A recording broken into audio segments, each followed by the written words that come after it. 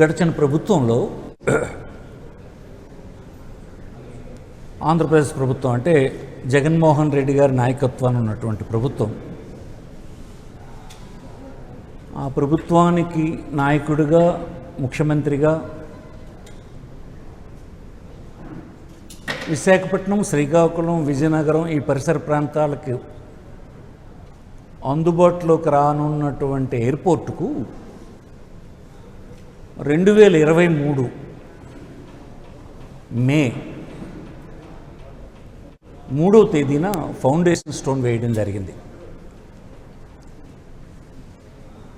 Foundation stone వేసిన రోజున ఆనాడు ఉన్నటువంటి ముఖ్యమంత్రి గారు ఒక మాట చెప్పారు, జగన్మోహన్ రెడ్డి గారు. ఈ ఎయిర్పోర్ట్ కమర్షియల్ ఆపరేషన్స్ 2026 జూన్ చివరికి కమర్షియల్ ఆపరేషన్స్ ప్రారంభమవుతాయని చెప్పారు. అంటే ఎందుకు చెప్పగలిసాడు ఆయన అలాగా? చీఫ్ మినిస్టర్గా అతను ఫౌండేషన్ వేసే నాటికే ఆ ఎయిర్పోర్టుకు కావాల్సినటువంటి భూమిని సేకరించడం, కేంద్ర ప్రభుత్వంలో వివిధ డిపార్ట్మెంట్ల నుంచి తీసుకోవాల్సినటువంటి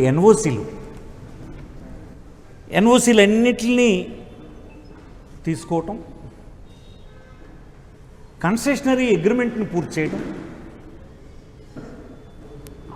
ఆ ఎయిర్పోర్టుకు కావాల్సినటువంటి నీరు, విద్యుత్తు, ఇతరత్ర సదుపాయాలకు అవసరమైనటువంటి నిధులు కేటాయించడం, అన్నింటికంటే ముఖ్యంగా కన్సెషనరీ ఎవరున్నారో అంటే ప్రైవేట్ పెట్టుబడిదారి ఆ ఎయిర్పోర్టుకి ఎవరున్నారో ఆ పెట్టుబడిదారి ఫైనాన్షియల్ ఇన్స్టిట్యూషన్ నుంచి అప్పు అంటే ఫైనాన్షియల్ క్లోజర్ అంటారు దాన్ని, అది కూడా చేసిన తర్వాత మాత్రమే అతను ఫౌండేషన్ స్టోన్ వేయడం జరిగింది. అందుకే అతను అంత స్పష్టంగా ఇది 2026 జూన్ చివరి నాటికి కమర్షియల్ ఆపరేషన్స్ ప్రారంభమవుతాయని చెప్పగలిసాడు. దేశంలో సాధారణంగా ప్రధానమంత్రి, ముఖ్యమంత్రి ఇలాంటి రాజ్యాంగ పదవులు ఉన్నటువంటి వాళ్ళు ఎవరైనా ఏదైనా ఒక మేజర్ ప్రాజెక్ట్ని శంకుస్థాపన చేయాలంటే సాధారణంగా పునాదిరాలు వేయరు, దాని స్థితి చూస్తారు. ప్రభుత్వ నిధులతో నిర్మించేదైతే అడ్మినిస్ట్రేటివ్ శాంక్షన్ వచ్చి టెక్నికల్ శాంక్షన్స్ క్లియర్ అయిన తర్వాత మాత్రమే ఫౌండేషన్ స్టోన్ వేస్తారు. లేదు ప్రైవేట్ పెట్టుబడులు ఉన్నటువంటి ఇలాంటి వస్తే ఫైనాన్షియల్ క్లోజర్ అయితేనే, ఆల్ పెర్మిషన్స్ కంప్లీట్ అయిన తర్వాత ఫైనాన్షియల్ క్లోజర్ అయితేనే ఫౌండేషన్ స్టోన్ వేస్తారు. అదే సాంప్రదాయంలో జగన్మోహన్ రెడ్డి గారు దీనికి పునాది రాయి వేయటం, ఈవేళ అతను చెప్పినట్టుగానే జూన్ 26, 30 అయిపోతుంది, 1వ తేదీన ప్రధానమంత్రి గారు దీన్ని ప్రారంభిస్తున్నారు. ఈ దేశ ప్రధాని ఈ ఎయిర్పోర్ట్ను ప్రారంభించడం అనేది వైఎస్ఆర్ కాంగ్రెస్ పార్టీ ఆహ్వానిస్తుంది. ఇది మంచి పరిణామం. దేశంలో ఉండేటువంటి ప్రధానమంత్రి ఎన్నిసార్లు రాష్ట్రానికి వస్తే అంత మంచిది. ఇక్కడ ఉన్నటువంటి పరిస్థితులు తెలుసుకోవడానికి అవకాశం ఉంటుంది కనుక మేము స్వాగతిస్తున్నాం, దీన్ని వెల్కమ్ చెప్తున్నాం. కానీ ఇదే సందర్భంలో ఒకసారి ఈ ప్రభుత్వం చూస్తే రేపు ఈ ప్రారంభాన్ని పెద్ద హడావుడి చేయాలని, ఈ ప్రాంతానికి అభివృద్ధి అంతా దీంతో అయిపోతుందని, ఇది నేను చేశానని చెప్పాలన్న ప్రయత్నం చేయాలని చూస్తున్నారు. దాన్ని నేను వైఎస్ఆర్ పార్టీ అబ్జెక్ట్ చేస్తుంది. మీరు ఈ 3 ప్రాంతాలంటే పూర్వపు పాత జిల్లాలైనటువంటి 3 ప్రాంతాలకు ఎలాంటి ప్రయోజనకరమైన పని మీరు చేయలేదు. మేము భయపడుతున్నంత దేనికనంటే చెయ్యింది చేశానని మీరు ఇప్పుడు చెప్తూ ఈ ప్రాంతానికి నా అభివృద్ధి పార్టిసిపేషన్ ఉందని మీరు చెప్పాలనుకుంటున్నారు. అది కాదని మనం చేస్తున్నాం. అది చేయొద్దని మనం చేస్తున్నాను. అలాంటివి మేము చేశామనే మాట మీరు చెప్తే మేము అభ్యంతరం చెప్తాం. ఇది పూర్తిగా జగన్మోహన్ రెడ్డి గారి ప్రభుత్వం ప్రయత్నం వల్లనే A to Z పర్మిషన్స్ ఒకటి కాదు, ఒక్క రక్షణ శాఖది మీరు 2015 తెచ్చారు. 15 నుంచి 19 వరకు ఏ ఫార్మాలిటీ అవ్వలేదని అంటే మీరేం చేయలేదు.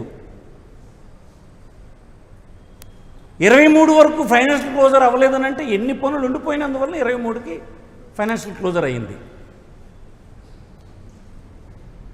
ఆ తర్వాత కావాల్సినటువంటి అన్ని పర్మిషన్స్ని జగన్మోహన్ రెడ్డి గారే తెచ్చారు.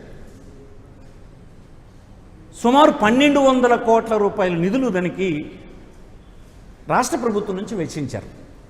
మన ప్రాంతంలో ఏమనుకుంటారంటే ఎయిర్పోర్ట్ కన్స్ట్రక్షను ఆంధ్రప్రదేశ్ బడ్జెట్ నుంచి నిధులు ఇస్తున్నాం అన్నట్టుగా ప్రొజెక్షన్ ఇస్తున్నారు. బయట మీడియాలో వాటిల్లో వాళ్ళు మాట్లాడినప్పుడు నేను చూస్తే అదేదో మేమే కడుతున్నాం అన్నట్టుగా చూస్తున్నారు. కానీ ఆంధ్రప్రదేశ్ ప్రజలకి, ముఖ్యంగా ఈ 3 జిల్లాల పాత 3 జిల్లాల ప్రజలకి నేను చెప్తున్నా, ఇది ప్రైవేట్ పీపుల్ డెవలప్ చేస్తున్నటువంటి ఎయిర్పోర్టు.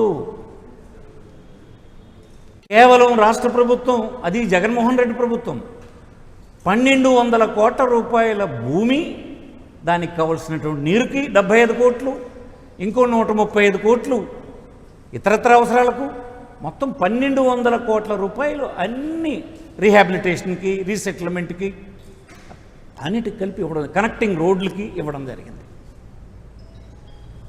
కానీ ఇక్కడ ముఖ్యమంత్రి గారి స్టేట్మెంట్లు, కేంద్ర మంత్రి స్టేట్మెంట్లు చూస్తుంటే మాట్లాడితే ఇన్స్పెక్ట్ చేయడం, ప్రైవేట్ ఎయిర్పోర్ట్కి మీరు ఇన్స్పెక్ట్ చేయడం ఏంటండి? 4000 కోట్లు అప్పు తెచ్చినటువంటి ప్రైవేట్ కన్సెషనర్ ఏ రోజుకి ఒక్క రోజు లేట్ అయితే కూడా వాళ్ళకి ఇష్టం ఉండదు. అడ్మినిస్ట్రేటివ్ ఖర్చులు పెరిగిపోతాయి ఓపెన్ చేయాలని ప్రయత్నం చేస్తారు. రాష్ట్ర ప్రభుత్వం పార్టిసిపేషన్ ఏం లేదు, అయిపోయింది. జగన్మోహన్ రెడ్డితో అయిపోయింది. 1200 కోట్ల రూపాయలు ఆనాడే దీనికి వెచ్చించాం, అన్ని క్లియరెన్సెస్ తెచ్చేసాం. అక్కడి నుంచి ప్రైవేట్ వ్యక్తి బ్యాంకు నుంచి తెచ్చుకున్నటువంటి 4000 కోట్ల రూపాయలు, 3604 కోట్లు సుమారుగా, I don't know exactly figure, ఆయన పెట్టుకుంటాడు. అది పెట్టుకుంటారు. ప్రతిరోజు ఎర్లీగానే చేయాలని ప్రయత్నం చేస్తారు. అయితే ఈనాడు ఇక్కడ కొన్ని ఇబ్బందులు ఉన్నాయి.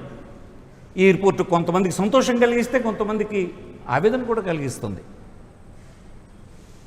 ఈ పట్టణానికి అది 40-50 కిలోమీటర్ల దూరంలో ఉంది.